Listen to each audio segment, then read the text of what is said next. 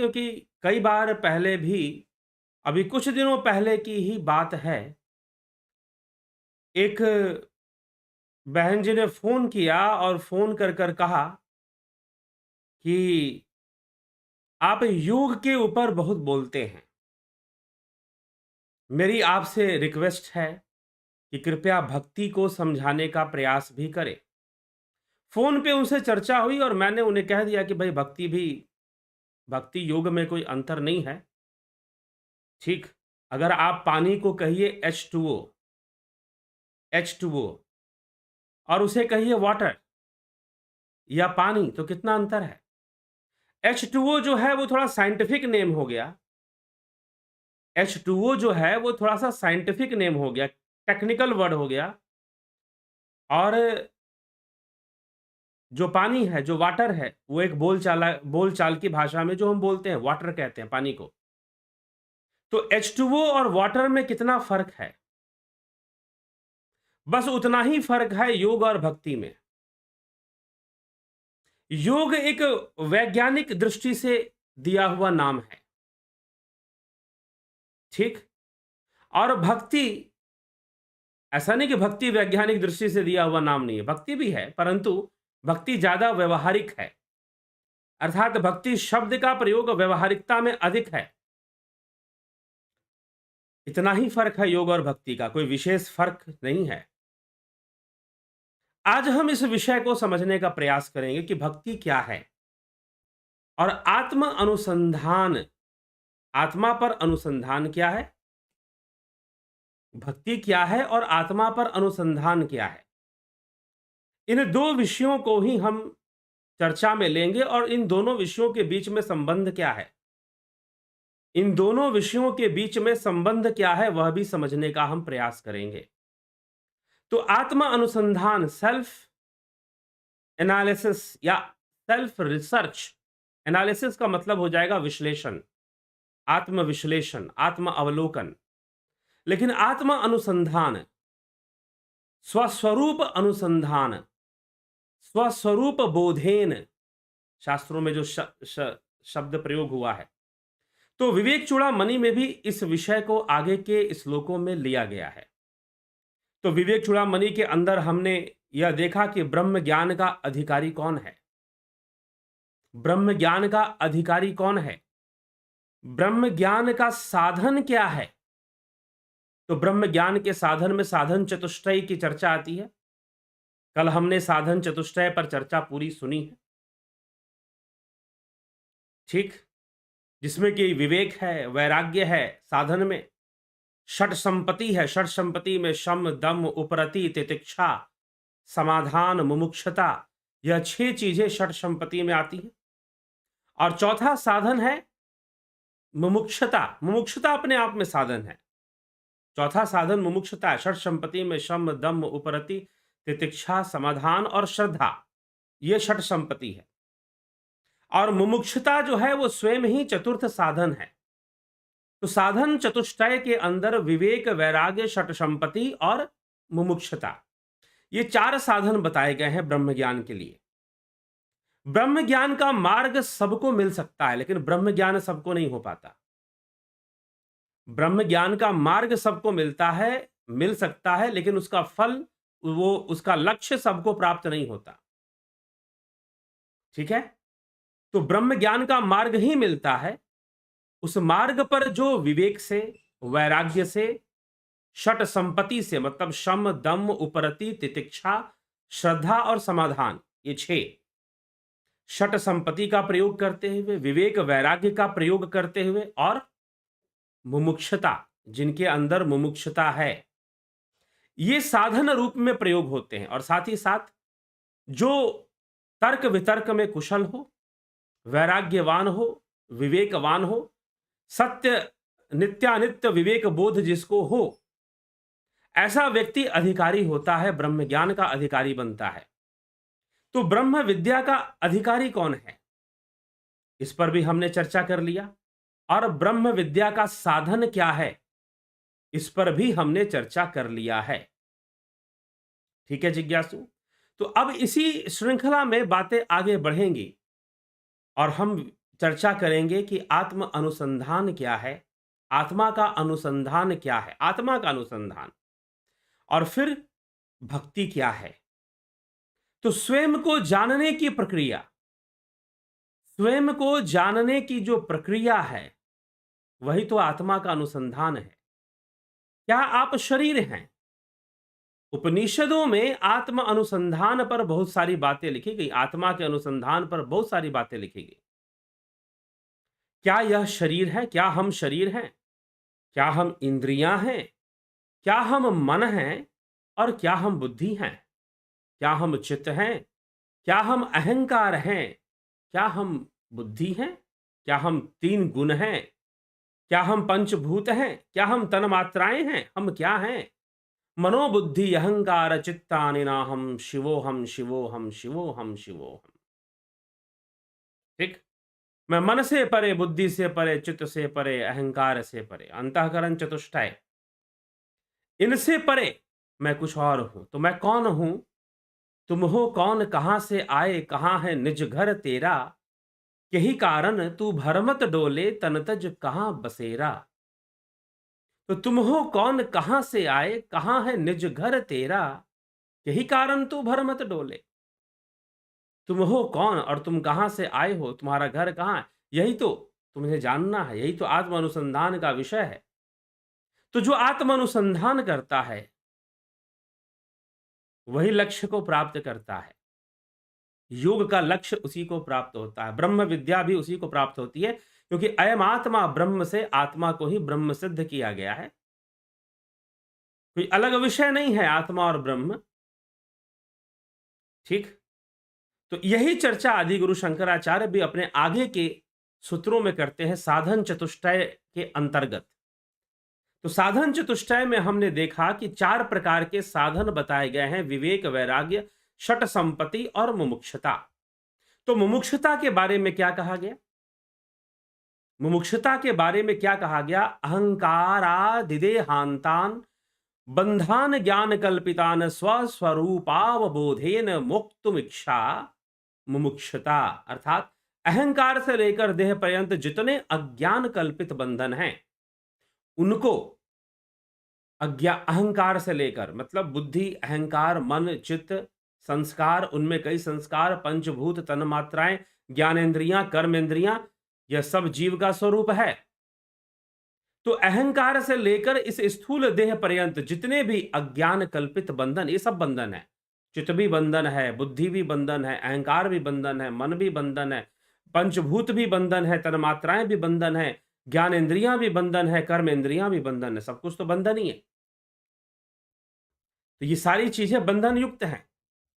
तो इन सभी बंधन के लिए जो मुक्ति है, अपने स्वरूप के ज्ञान द्वारा, अर्थात आत्मा के ज्ञान द्वारा, स्वरूपावबोधेन। यहां पर स्वरूप शब्द का प्रयोग क्यों किया जा रहा है और स्वरूप के ज्ञान की चर्चा क्यों की जा रही है? स्वरूप शब्द का प्रयोग और स्वरूप के ज्ञान की चर्चा क्यों हो रही है? इसलिए हो रही है क्योंकि स्वरूप शब्द ज्यादा स्पष्ट है, आत्मा शब्द से स्वरूप ज्यादा स्पष्ट है। महर्षि पतंजलि भी तद्रष्टु स्वरूपे अवस्था नाम की चर्चा वो करते हैं, स्वरूप में स्वरूप की अवस्था की बात वो करते हैं। आदि गुरु शंकराचार्य भी यहां पर स्वस्वरूप बोधेन शब्द का प्रयोग करते हैं कि स्वयं से स्वयं के भीतर स्वस्वरूपावबोधेन मुक्तुमिच्छा मुमुक्षुता। मुमुक्षुता क्या है? अहंकार से लेकर देह पर्यंत जितने भी अज्ञान कल्पित बंधन हैं, उनको अपने स्वरूप के ज्ञान द्वारा, उन सभी बंधनों को अपने स्वरूप के ज्ञान द्वारा काट देना, नष्ट कर देना। अर्थात आत्मज्ञान के द्वारा, अपने स्वरूप के ज्ञान द्वारा उन सभी बंधनों को काट देना ही, काट देने की जो इच्छा है, उन सभी बंधनों को अहंकार से लेकर अहंकारादि देहांतान बंधान ज्ञान कल्पितान, अहंकार से लेकर देह पर्यंत जितने भी अज्ञान कल्पित बंधन हैं, उन सभी बंधनों को स्वरूप के ज्ञान से खंडित कर देना, काट देना, उन बंधनों को तोड़ देने की जो तीव्र इच्छा है, जो विविदिशा है, वही मुमुक्षुता है। वही मुमुक्षुता है, उसी को मुमुक्षुता कहते हैं, जो कि दुर्लभ है।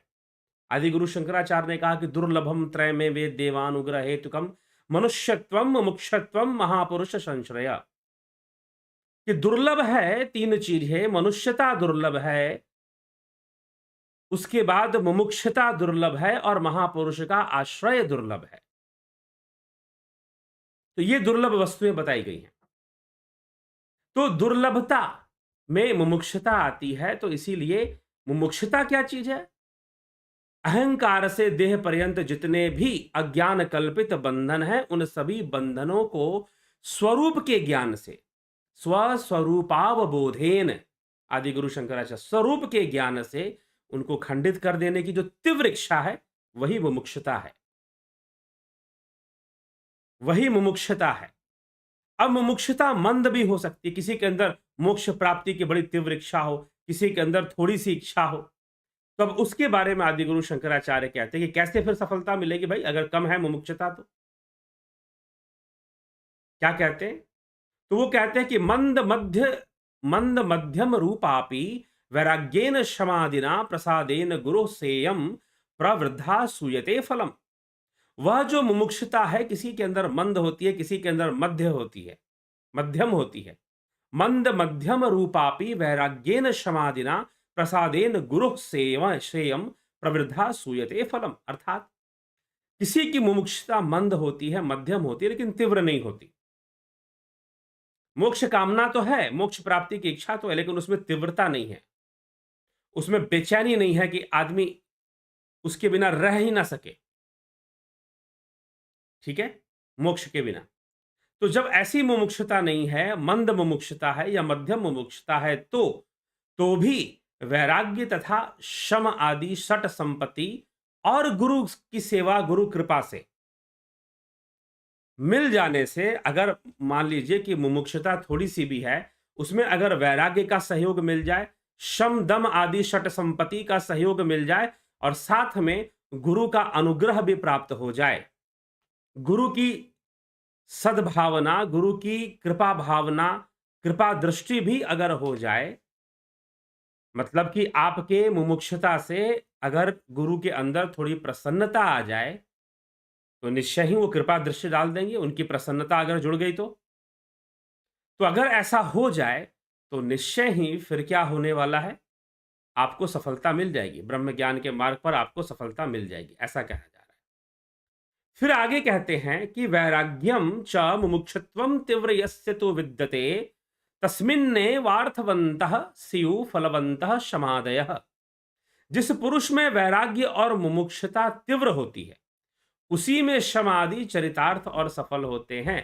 लेकिन यह भी साथ में कह दिया गया, ठीक है, अगर मंद मुमुक्षुता है और उसमें गुरु कृपा हो जाए आपके ऊपर, वैराग्य भी अगर साथ में समर्थन वैराग्य का मिल जाए, तो आपको सफलता मिलनी शुरू हो जाएगी। लेकिन अगर वैराग्य भी तीव्र हो, मुमुक्षुता और वैराग्य दोनों का तीव्र होना दुर्लभ है, सबके अंदर नहीं होता।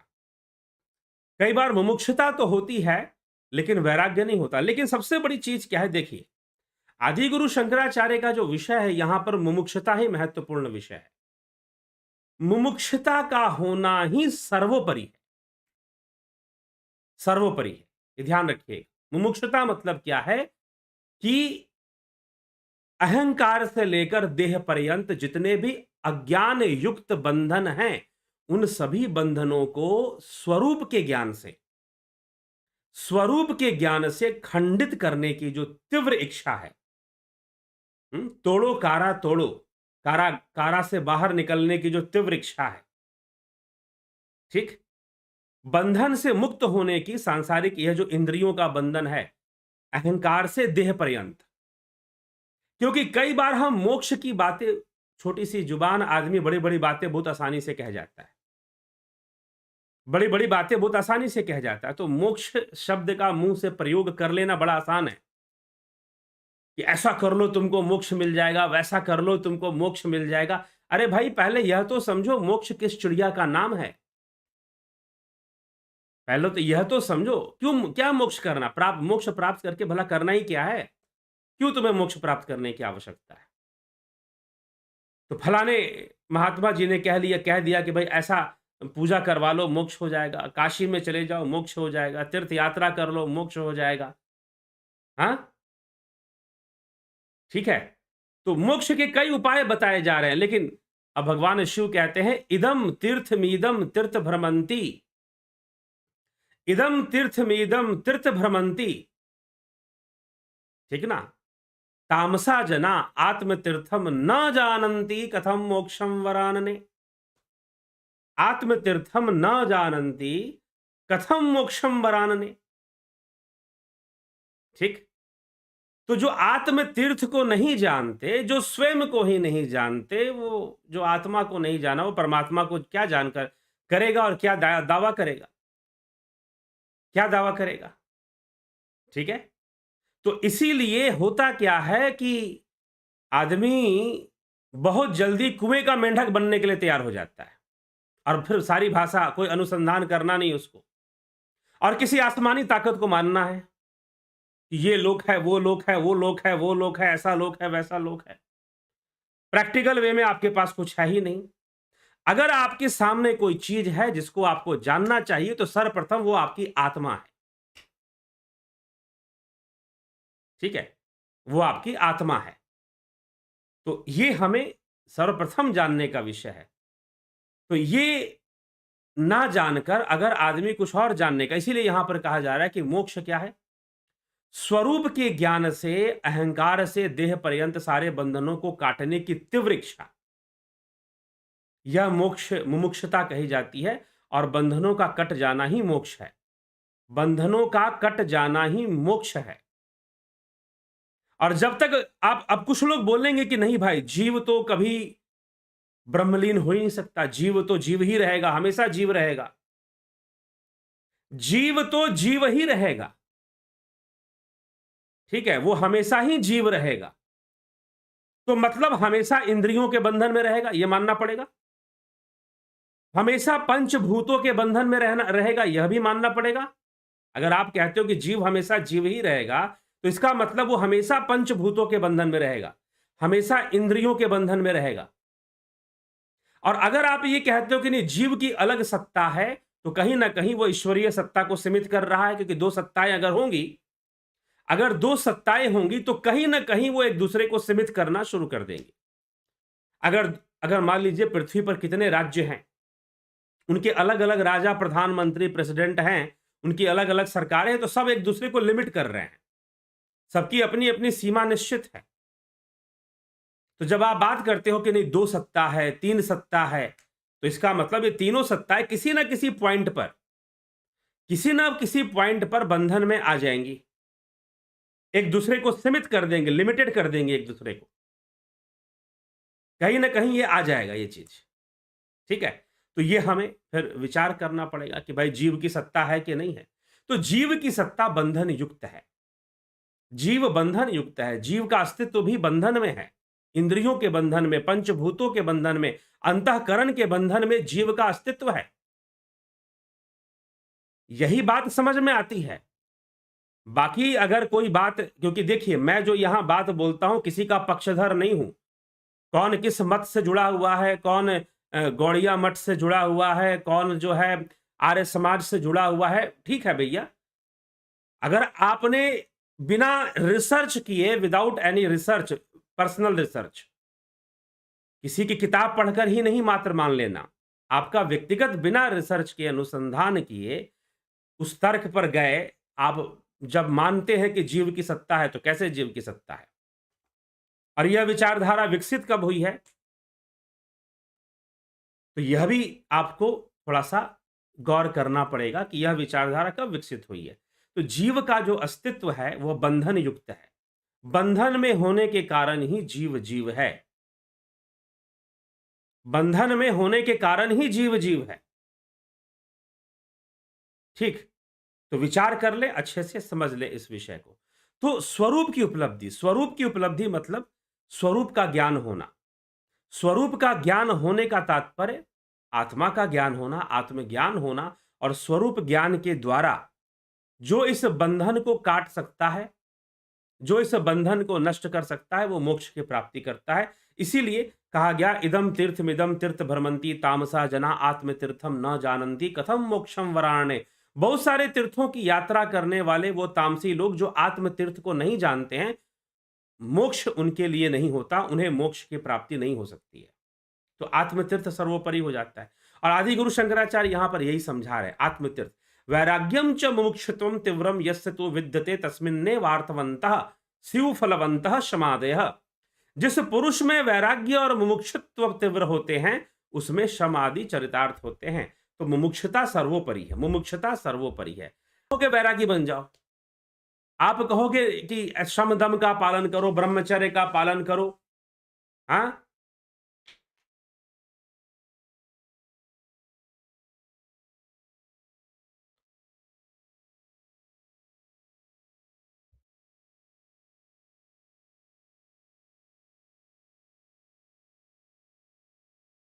जिज्ञासु मित्रों बहुत बहुत अभिनंदन है आपका दिव्य सृजन स्पिरिचुअल में। और अभी पिछले काफी समय से थोड़ा सी एक गैपिंग हो गई थी, एक जो है गैपिंग हो गई थी क्योंकि इंटरनेट की समस्या थी और इंटरनेट की समस्या के कारण ये थोड़ा सा गैप आपको बफरिंग दिखाई दिया। चलिए हम अपने विषय पर फिर से आते हैं और चर्चा को, क्योंकि महत्वपूर्ण विषय है आज का, महत्वपूर्ण विषय है इसीलिए, नहीं तो गैपिंग थोड़ी लंबी हो गई तो मेरा मन बीच में किया कि चलो अब कल करेंगे इस चर्चा को पूरा, लेकिन विषय महत्वपूर्ण है इसीलिए साथ में ही इसको पूरा कवर करना जरूरी लगा मुझे। और इसी उद्देश्य से फिर से थोड़ी सी बाधा, कुछ टेक्निकल प्रॉब्लम बीच में आई जिससे कि बाधा आ गई थी। चलिए कोई बात नहीं, आगे बढ़ते हैं और विषय को पूरा करते हैं। तो हम चर्चा कर रहे थे आत्म अनुसंधान के ऊपर, आत्मा का अनुसंधान और भक्ति क्या है, इन दो विषयों पर। तो आदि गुरु शंकराचार्य की जो विवेक चूड़ामणि है उस पर यह आधारित चर्चा है और उस पर यह आधारित चर्चा आगे बढ़ रही है। तो विवेक चूड़ामणि आत्मानुसंधान स्वरूप की उपलब्धि, इसकी चर्चा यहां पर की जा रही है। और आदि गुरु शंकराचार्य कहते हैं कि मंद मुमुक्षुता अगर हो और वैराग्य का समर्थन मिल जाए, शम आदि संपत्ति और गुरु कृपा हो जाए तो भी फल की प्राप्ति हो सकती है। नहीं तो तीव्र और वैराग्य, मुमुक्षुता और वैराग्य दोनों अगर तीव्र हो तो उसमें बहुत आसानी से शम दम आदि चरितार्थ हो जाते हैं। फिर वो कहते हैं एतो एतयोर मंदता यत्र विरक्त्व मुमुक्षयो मरौ सलील तत्र क्षमा देर्भा समात्रता। जहां इन वैराग्य और मुमुक्षुत्व की मंदता है वहां पर शम आदि का भी मरुस्थल में जल प्रतीति के समान आभास मात्र ही समझना चाहिए। तो अब यहां पर देखिए कुछ बहुत ही गहरी बात कही जा रही है कि मुमुक्षुता सबसे अधिक महत्वपूर्ण है। जिस व्यक्ति के अंदर मुमुक्षुता तीव्र नहीं है तो उसके अंदर वैराग्य भी तीव्र नहीं आ पाएगा, उसके अंदर शम दम आदि जो षट संपत्ति है, शम दम उपरति तितिक्षा श्रद्धा और समाधान, यह षट संपत्ति कहलाती हैं। तो इन षट संपत्तियों का चरितार्थ होना आसान नहीं हो पाएगा। वो किस प्रकार से होंगे? जैसे मरुस्थल में थोड़ा बहुत जल दिखाई देता है, जैसे मरुस्थल में थोड़ा बहुत जल दिखाई देता है वैसे ही उस व्यक्ति के अंदर वैराग्य दिखाई देगा, थोड़े बहुत जल के समान। वैसे ही उस व्यक्ति के अंदर शम दम आदि चरितार्थ हो पाएंगे, क्योंकि शम दम ब्रह्मचर्य वैराग्य यह सब जबरदस्ती से स्थापित नहीं होते, इनका आचरण जबरदस्ती से नहीं किया जा सकता। जिस व्यक्ति के अंदर, जिस मुमुक्षु के अंदर, जिस जिज्ञासु के अंदर अपने जीवन को अहंकार मुक्त करने की, अहंकार से लेकर देह पर्यंत जितने भी बंधन हैं, देह युक्त कल्पित बंधन जितने भी हैं, उन सबको खंडित करने की तीव्र इच्छा जिसमें आ गई है वो मुमुक्षु है। और जिसको मुक्त होने की तीव्र इच्छा अगर नहीं आई है, अगर वो सही से मुमुक्षु नहीं बन पाया है, तीव्र इच्छा मुमुक्षु मोक्ष प्राप्त करने की अगर उसके अंदर नहीं आ पाई है उस व्यक्ति के अंदर, तो वैराग्य भी हो सकता है कि एक समय पर वैराग्य का उबाल आ जाए, एक समय पर एकदम निष्कलंक ब्रह्मचारी बन जाए वो, एक समय के लिए, कुछ देर के लिए टिक नहीं पाएगा लंबे समय तक, क्योंकि अभी तक मोक्ष की तीव्र इच्छा उत्पन्न नहीं हुई है। मोक्ष की तीव्र इच्छा उत्पन्न नहीं हुई है।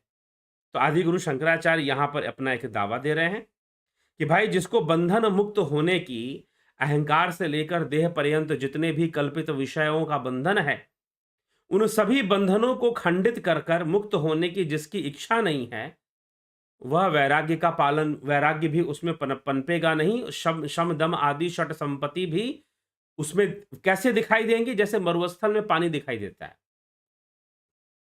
मरुस्थल में जैसे पानी दिखाई देता है, मरुस्थल में जैसे जल दिखाई देता है, वैसे ही आपको शम दम आदि उस साधक के अंदर, उस जिज्ञासु के अंदर दिखाई देंगे। और जिसके अंदर मुमुक्षुता तीव्र हो गई, वैराग्य भी तीव्र पकड़ेगा, क्योंकि जिसने यह ठान लिया कि भाई बहुत हो गया, ये संसार का सुख दुख बहुत हो गया, या इंद्रियों का लुभावनी दृश्य, मायावी दृश्य, इन इंद्रियों के माध्यम से जो माया दिखाई देती है, इन इंद्रियों के माध्यम का जो मायावी दृश्य है, वह भी बहुत हो गया।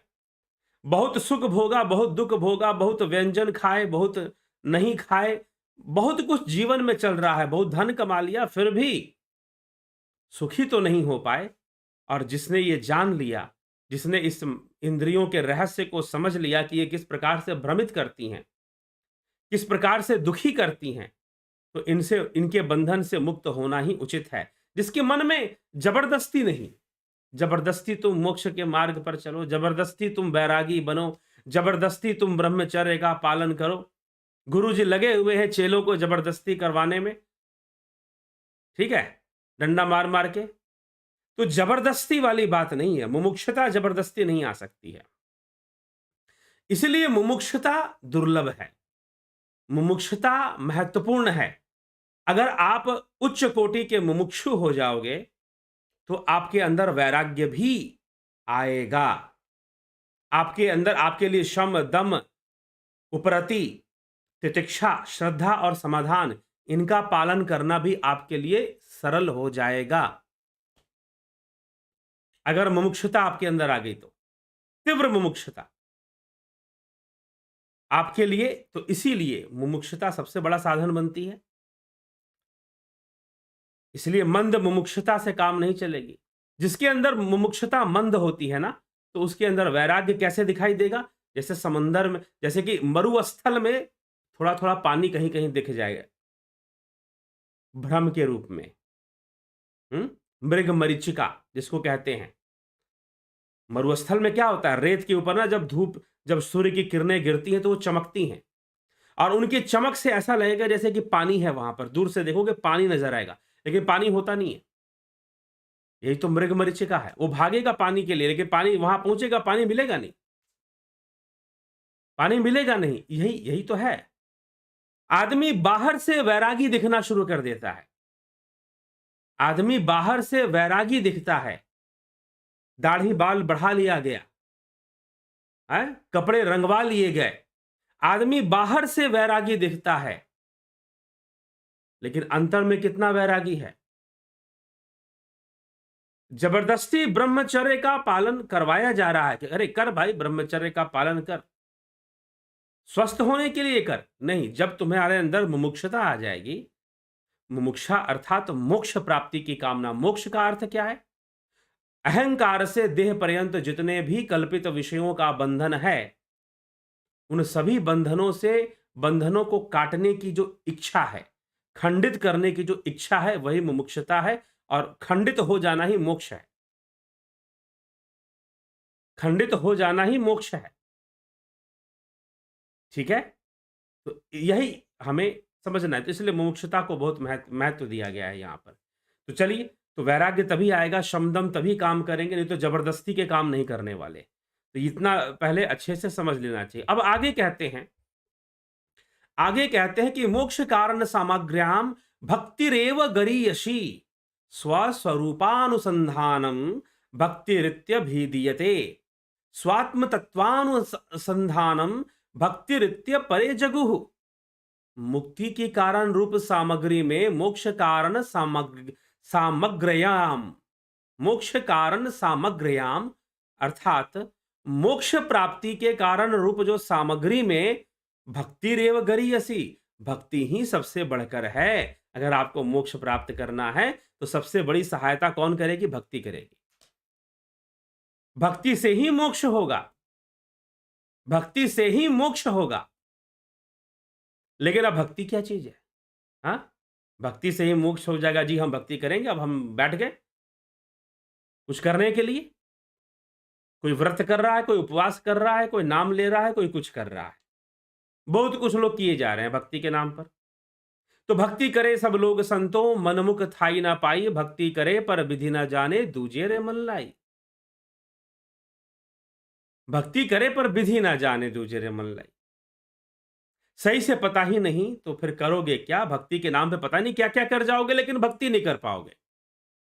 भक्ति के नाम पर बहुत कुछ कर जाओगे, लेकिन भक्ति नहीं कर पाओगे, ये समस्या है। इसलिए आदि गुरु शंकराचार्य यहां पर समझा रहे हैं। क्या समझा रहे हैं? कि मोक्ष कारण सामग्र्याम भक्ति रेव गरीयसी, मुक्ति के कारण रूप सामग्री में भक्ति ही सबसे बढ़कर है।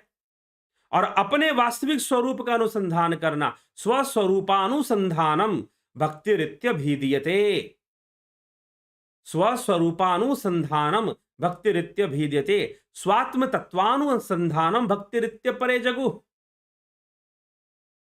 कि अर्थात स्वरूप के ऊपर अनुसंधान करना, स्वस्वरूपानुसंधानम भक्तिरित्यभिधीयते, कि अपने वास्तविक स्वरूप का अनुसंधान करना ही भक्ति कहलाता है।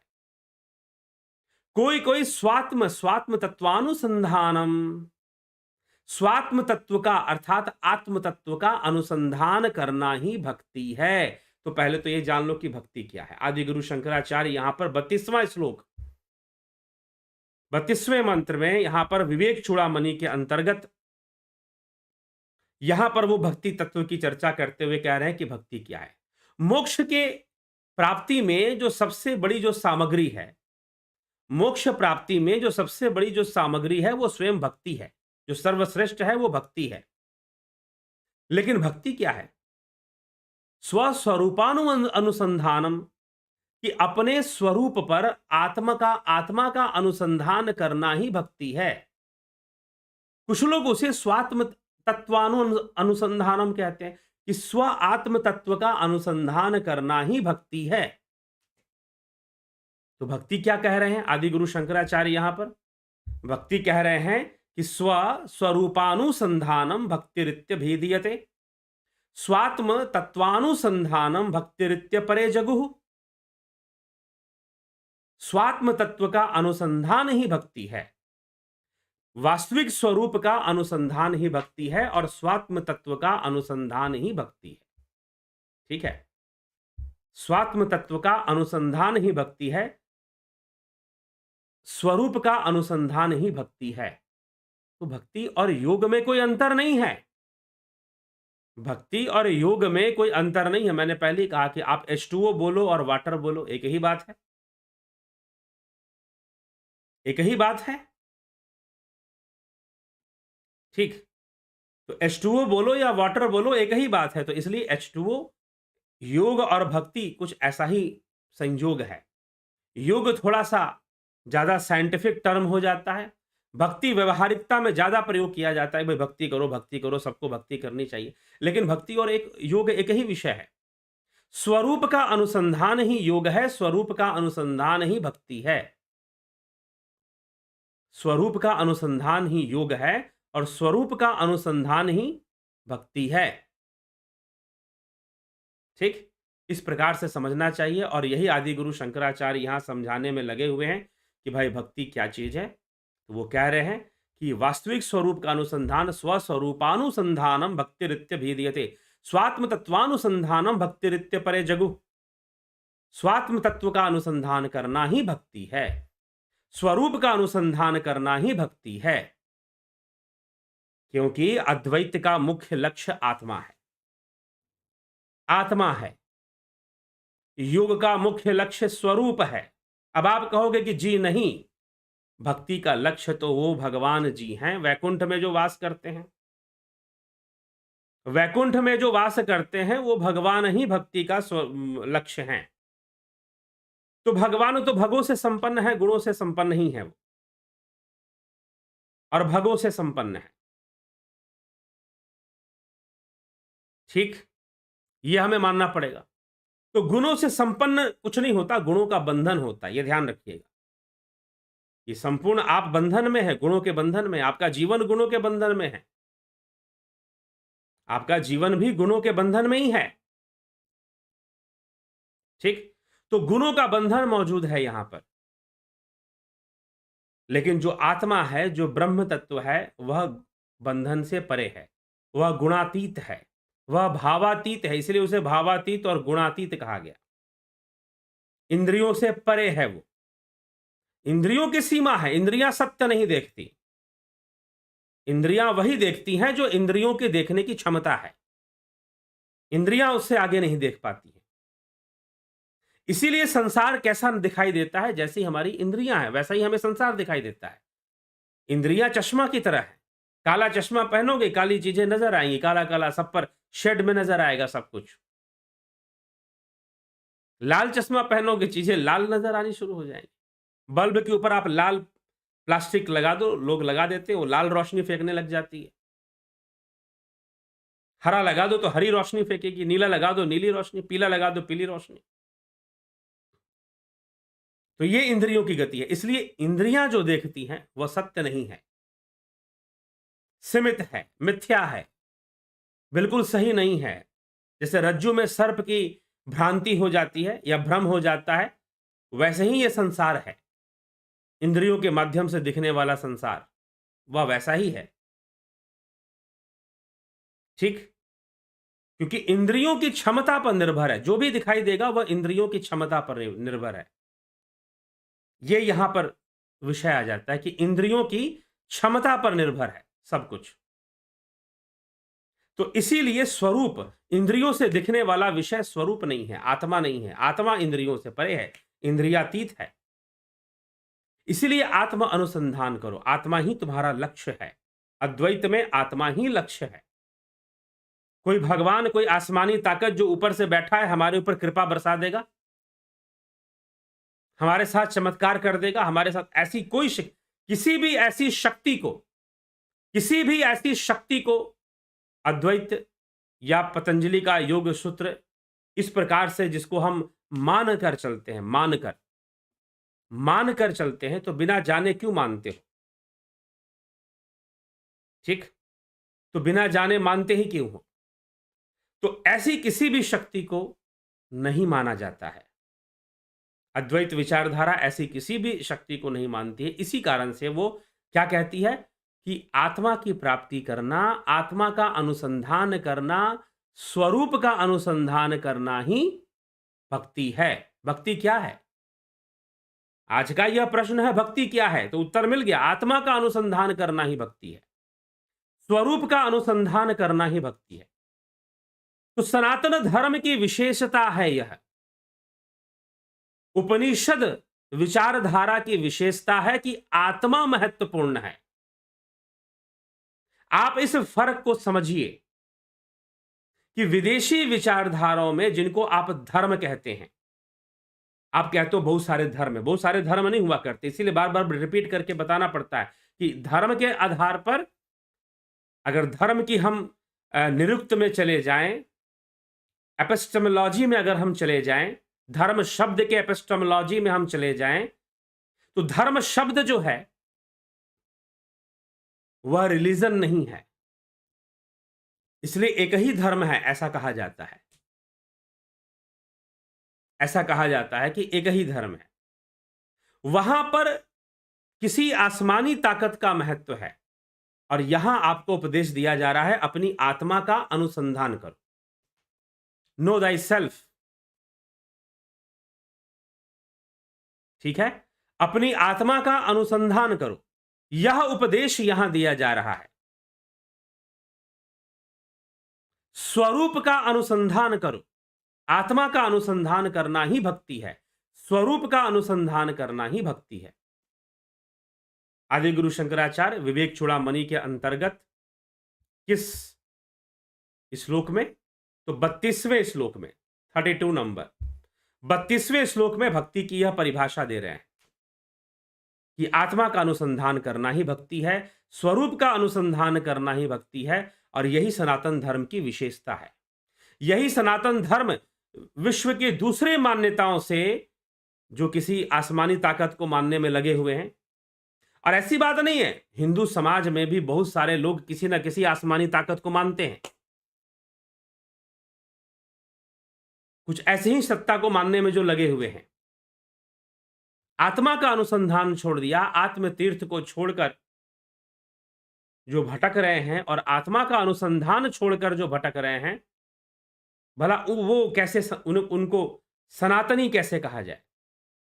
तो इसीलिए आदि गुरु शंकराचार्य यहां पे कह देते हैं कि आत्मा का अनुसंधान करना ही भक्ति है। तो आप भक्ति कर रहे हो कि नहीं कर रहे हो, या भक्ति के नाम पे कुछ और कर रहे हो, ये बता दो। आत्मा का अनुसंधान चल रहा है कि नहीं चल रहा है? अगर आत्मा का अनुसंधान चल रहा है तो समझो कि भक्ति हो रही है, अन्यथा भक्ति के नाम पर लोग आजकल बहुत कुछ कर रहे हैं। लोग गांजा पीकर भी बोलेंगे हम भक्ति कर रहे हैं,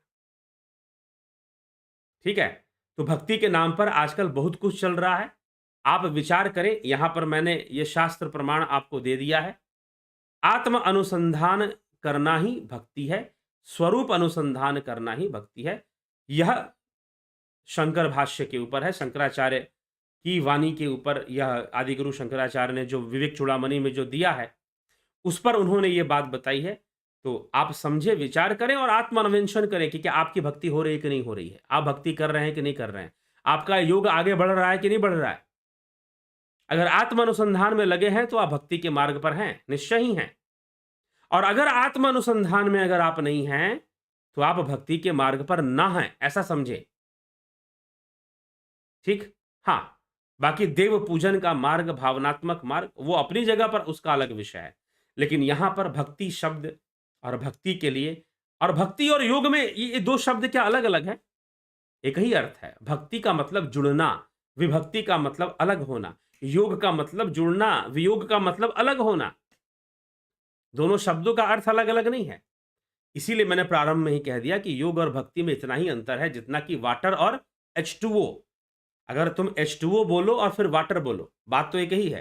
एक टेक्निकल टर्म है और एक कॉमन टर्म है, एक जनरल टर्म है वाटर, और एक टेक्निकल टर्म है H2O, केमिस्ट्री का टर्म है H2O, वाटर,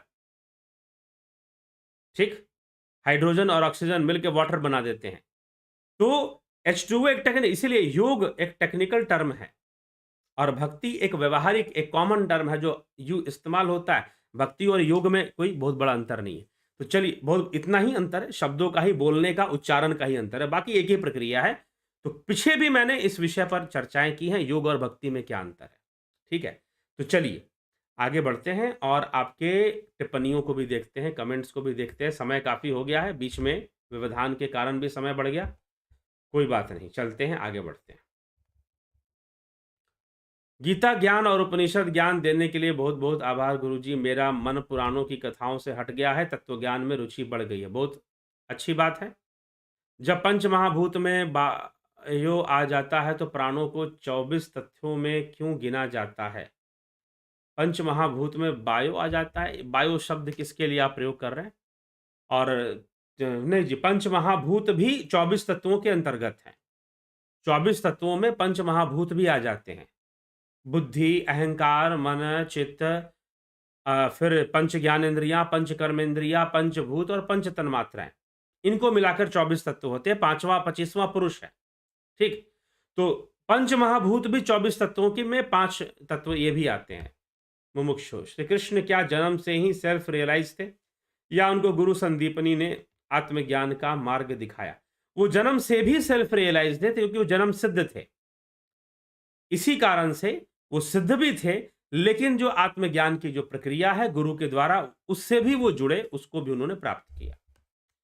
चंदन जना जी, भारतीय हिंदू देर नबो जागरानेर अलय अलौकिक करार जनय आप कोटि कोटि धन्यवाद जी, धन्यवाद आपका। सत्यम एव जयते। श्रीमद् भगवद गीता का मुख्य उद्देश्य सार क्या है जिससे मनुष्य उस मार्ग पर आगे बढ़ पाए? आत्म कल्याण, जगत कल्याण हेतु भगवद गीता का सार यही है कि आप आत्मज्ञान के मार्ग पर आगे बढ़ें, आप स्वयं को जाने, मूल तत्व को जाने, तत्व को जाने, सनातन धर्म को जाने और निष्काम कर्मयोग करें और अपनी कर्तव्य पालना करते हुए, अपने कर्तव्यों की पालना करते हुए, ठीक है, आप अध्यात्म के मार्ग पर, आत्म अनुसंधान के मार्ग पर आगे बढ़िए। उषा श्रीवास्तव जी, मुमुक्षु जी, जीवन मुक्त व्यक्ति के माने के बाद उसका सूक्ष्म शरीर टू बर्थ डेथ साइकिल से मुक्त हो जाता है। तो सूक्ष्म शरीर का क्या होता है? सूक्ष्म, वो जीव अपनी इच्छा से शरीर धारण करता है, इसीलिए वो जीवन मुक्त है। विक्रम सिंह जी, गौरव की तरफ से कोटि कोटि प्रणाम। Raju Pal ji, ज्ञावली Sharma, Sandeep Barack, Abani Pradhan ji, Kamlesh Upadhyay, Ramesh Peshwani, Romesh Chopra, Arjan Chauhan, Yogendra Pandit, Ram Niwas Meena, Jyoti Dutta, Bimla Shah, Ratan Singh, brief about हिता नाढ़ी, शॉर्ट काइंडली ब्रीफ अबाउट हिता नाढ़ी। अभी तो चलिए, अभी इसके लिए समय नहीं है और कभी बाद में इस पर चर्चा होगी। तो सुनिधि पाठक, सविता नायक, गंभीर शाह, भिकू कुचाड़िया, कमल प्रजापति, तत्व ज्ञान के लिए एक सरल पुस्तक का नाम बतला दे। तत्व ज्ञान के लिए पुस्तक से प्रेरणा मिलेगी, तत्व ज्ञान नहीं मिलेगा। पुस्तक से प्रेरणा मिलेगी, तत्व ज्ञान नहीं मिलेगा। तत्व ज्ञान तो ध्यान योग से मिलेगा, ठीक है, ध्यान योग से ही संभव है, अष्टांग योग से ही संभव। प्रेमानंद महापात्रा, अभिनंदन है। सविता नायक, बद्रीलाल जी, शत शत नमन आपको गुरु जी ने। आपको पूछना चाहता हूं कि विभिन्न जातियों में भगवान भक्ति करते हैं और विभिन्न जातियों में भी भगवान ने जन्म लिया है। अलग अलग जातियों में भक्ति करने से उनका लक्ष्य सही है? कोई किसी भी कुल में जन्म ले, अगर जाति का अर्थ यहाँ पर कुल है, जाति का अर्थ वैसे योनि है। योग सूत्र में, पतंजलि योग सूत्र में जाति का अर्थ योनि है। जिस योनि में जन्म होता है वही उसकी जाति होती है। लेकिन अगर आप यहाँ पर कुल का नाम ले रहे हैं भाई, तो जाति जो बना दी गई है तो उसका नाम ले, तो कोई किसी भी जाति में हो, करेगा तो सफलता मिलेगी, उसे भक्ति करेगा। अनिल कुमार, पिंटू वासवा, अमृत शुक्ला, गीता देवी, मायावादी भाष्य सुनीले हुई, सर्वांश, कमलेश खैरनार जी, रजनेश बर्फानी जी, ओम ओम ओम, किसी को गले लगाना चाहिए, ओम परम प्रकाश, ठीक है जी। Vinod Kumar Sharma, Jitendra Sahu, Sanjay Kumar, Smita Sawant, the real fact, Neeti Sinha ji, Sharmanand Pandit ji, Virendra Mishra, best friends, Harish Dangwal, Smita Sawant.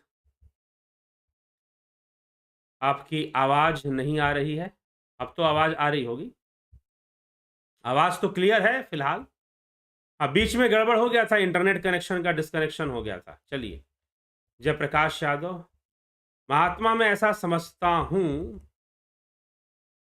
Jayaprakash Yadav ji कुछ कहना चाहते हैं। समझता हूं कि परमात्मा का ज्ञान है तभी ध्यान व उसके आगे की क्रियाएं संभव है। क्या मेरी समझ उचित है? परमात्मा का ज्ञान का क्या तात्पर्य है, ये बताइए। परमात्मा के ज्ञान का क्या तात्पर्य है? परमात्मा क्या तत्व है? पहले तो ये हमें, परमात्मा हम अपनी विचारधारा से मान लेंगे या फिर किसी की विचारधारा से मान लेंगे या शास्त्रों की विचारधारा से मानेंगे, ये बताइए। अभी आत्मा परमात्मा का विषय विवेक चूड़ामणि में आने वाला है। जयप्रकाश यादव जी, आत्मा परमात्मा का विषय विवेक चूड़ामणि में आने वाला है, यह बात स्पष्ट हो जाएगी।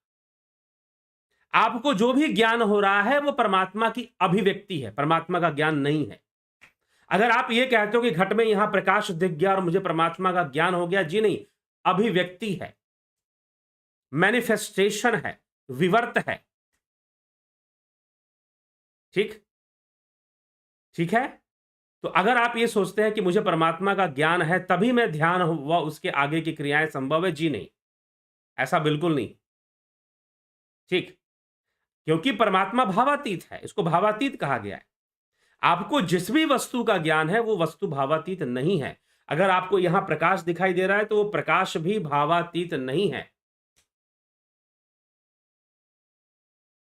ठीक। तो आप कहते हो कि नहीं, परमात्मा का ज्ञान ही पहले हो, बाकी ज्ञान बाद में होगा, भक्ति बाद में होगी, योग बाद में होगा, नहीं, तो ऐसा नहीं होता। आत्म अनुसंधान का विषय है पूरी तरह से, विवेक चूड़ामणि का विषय, अद्वैत का विषय, पतंजलि योग सूत्र का विषय, आत्म अनुसंधान का विषय है। आप जो कह रहे हैं ये महर्षि पतंजलि ने लिखना चाहिए था, शायद वो लिखना भूल गए गलती से, कि पहले परमात्मा का ज्ञान करो तब बाकी चीजें बाद में होंगी। आप जो कह रहे हैं वो आदि गुरु शंकराचार्य को भी लिखना चाहिए था कि पहले परमात्मा का ज्ञान करो तब मुमुक्षुता आएगी, तब वैराग्य आएगा, तब शमदम होगा। ये आदि गुरु शंकराचार्य लिखना भूल गए। आप सही हो मतलब, और वो गलत है, ये प्रमाणित हो जाएगा फिर। तो ऐसा नहीं होता है। आत्मानुसंधान करो और जितनी भी अनुभूतियां आ रही हैं परमात्मा के संदर्भ में और जो ज्ञान के संदर्भ में जिसे आप ज्ञान कह रहे हो, वो सब की सब अभिव्यक्ति है, वो सब का सब मैनिफेस्टेशन है, वो सब का सब विवर्त है। परमात्मा अपने आप में भावातीत है, ठीक है, गुणातीत है।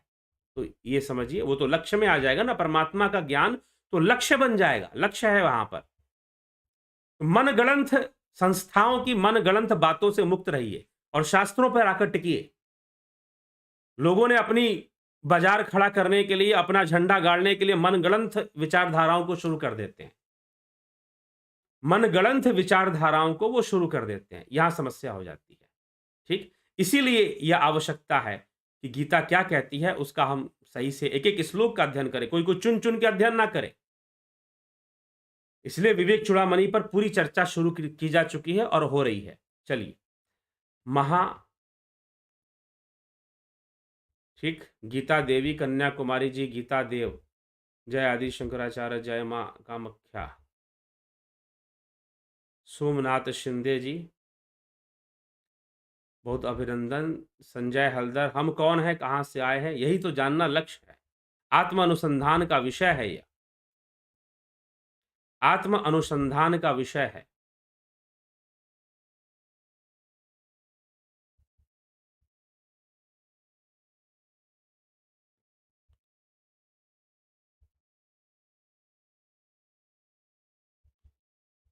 हाँ, निराकार परमात्मा के भक्त कम क्यों हैं? कोई निराकार परमात्मा की भक्ति का उपदेश ही नहीं है तो कहां से होंगे? एसपी सैनी जी, जलाराम राय का, जय Shri Krishna ji, okay okay hacker, आदि शंकराचार्य निराकार के भक्त थे? जी नहीं, ऐसा कुछ भी नहीं है। आत्म अनुसंधान का क्या मतलब? आत्म अनुसंधान का मतलब ही है ध्यान योग के द्वारा जो हम अपनी गहराई में उतरते हैं। ध्यान योग के द्वारा जो हम अपने गहराई में उतरते हैं, अपनी सूक्ष्मता को जानते हैं, यह आत्म अनुसंधान का विषय है, स्वरूप की प्राप्ति का विषय है। यही निधि ध्यासन का विषय है। निधि ध्यासन का उद्देश्य है आत्मा को जानना, आत्म अनुसंधान, अपने शुद्ध स्वरूप को जानना। आदि गुरु शंकराचार्य जो कह रहे हैं, मैं मन नहीं हूं, मनोबुद्धि अहंकार चित्तानि नाहम, ना मैं मन हूं, ना मैं बुद्धि हूं, ना मैं चित्त हूं, ना मैं अहंकार हूं, ना मैं शरीर हूं, ना मैं इंद्रियां हूं, न च घ्राण नेत्रे, न च श्रोत्र जिह्वे, न च, तो इस प्रकार से भी कहा है कि मैं ना नासिका हूं, ना मैं श्रोत्र हूं, ना मैं जिह्वा हूं, ना मैं त्वचा हूं, मैं यह इंद्रियां नहीं हूं, तो मैं हूं कौन? यह जो है विषय कि मैं कौन हूं, इसको जानना ही आत्मानुसंधान। क्या मैं अहंकार हूं? मनोबुद्धि अहंकार चित्तानि नाहम, मैं मन से परे, बुद्धि से परे, चित्त से परे, अहंकार से परे, मैं शुद्ध आत्मा हूं। इसको रटना नहीं, हाँ, इसका चिंतन ठीक है, परंतु ध्यान योग के द्वारा इसका अनुसंधान करना, ध्यान योग के द्वारा अपनी चेतना के शुद्ध अवस्था में पहुंचना, जहां इंद्रियों की मलिनता नहीं है, यह आत्म अनुसंधान का विषय है। कमलेश खैरनर जी,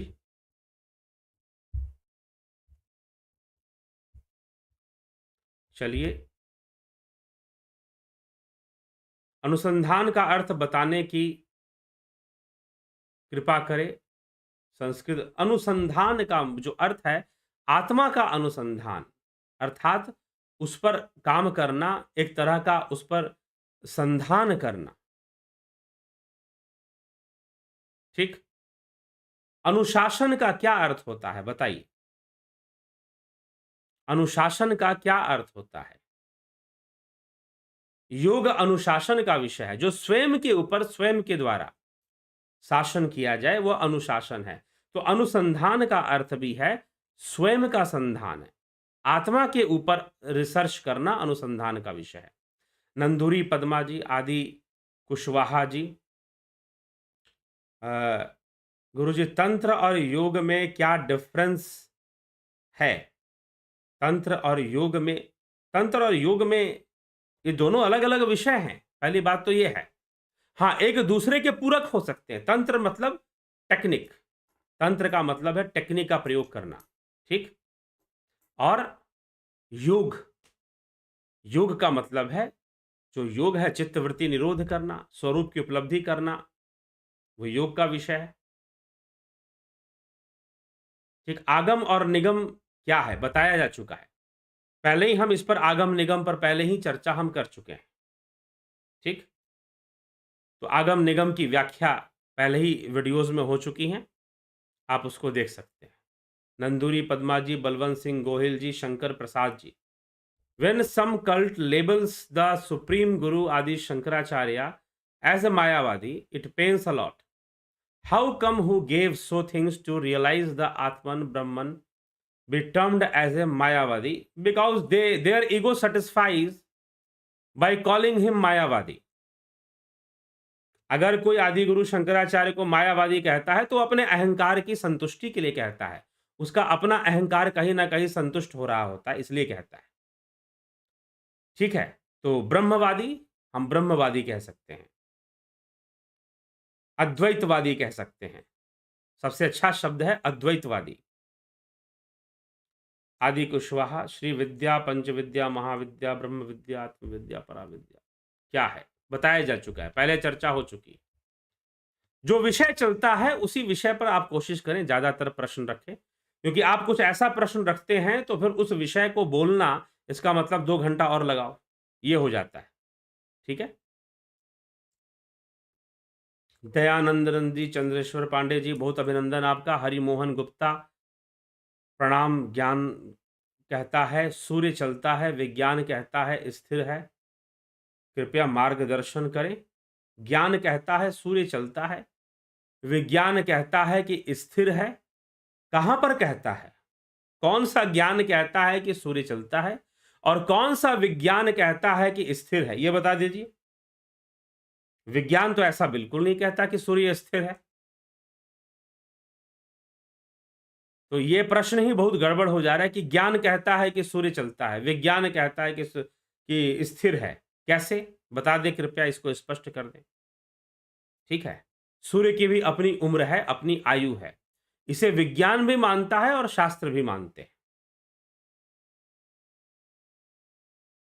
ठीक, इसे विज्ञान भी मानता है और शास्त्र भी मानते हैं कि सूर्य जो है वह स्थिर नहीं है।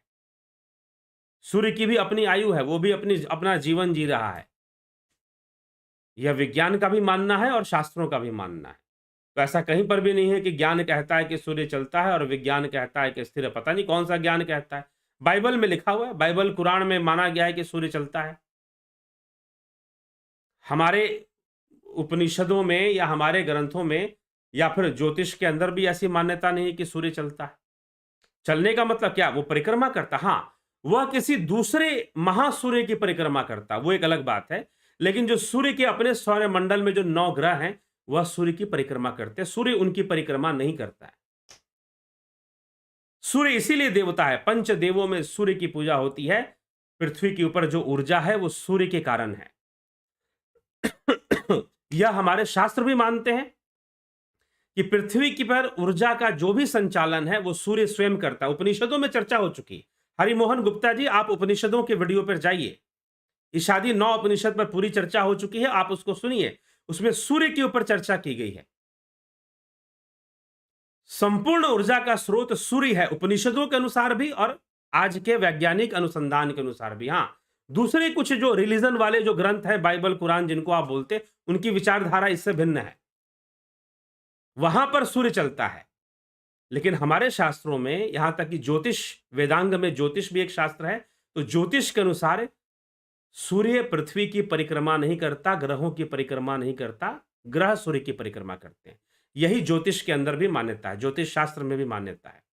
इसीलिए प्रश्न करने के लिए प्रश्न मत करिए। अगर आपके प्रश्नों में मुझे कहीं पर भी ये लगा कि प्रश्न करने के लिए प्रश्न किया जा रहा है, तो क्षमा करिएगा भविष्य के लिए। ठीक है, पहले ही मैं वो कह देता हूं, बता देता हूं। ठीक है।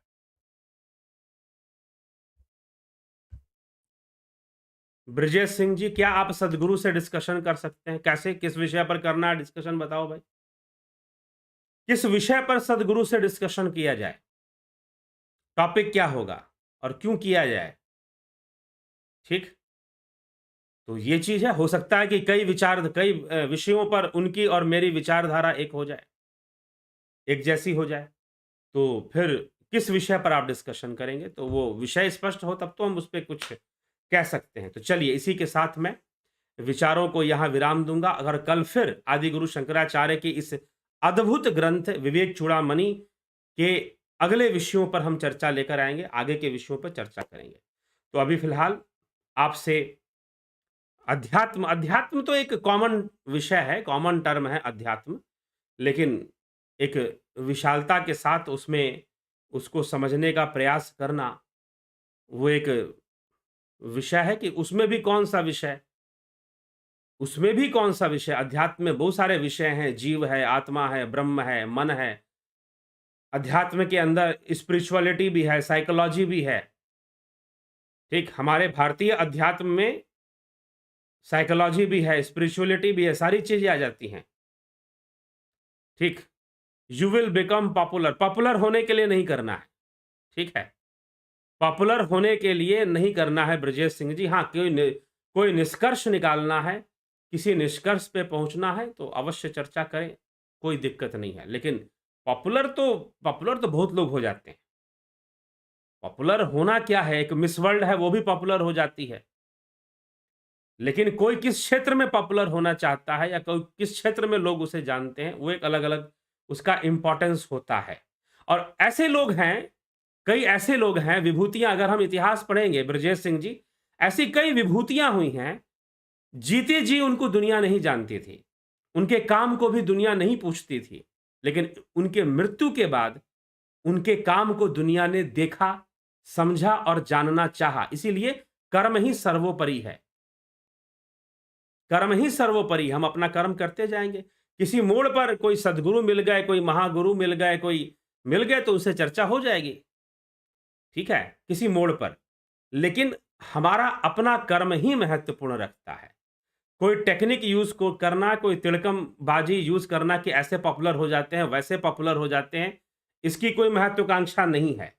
क्योंकि पॉपुलर होने में बहुत बड़ा बंधन है। पॉपुलर होने में बहुत बड़ा बंधन है। ठीक है? तो मैं यहाँ पर जो दे रहा हूँ, जो बातें बता रहा हूँ, वो पॉपुलर होने के लिए नहीं बता रहा हूँ, लोगों के कॉन्सेप्ट क्लियर करने के लिए बता रहा हूँ, ताकि सही विषय समझ में आ जाए।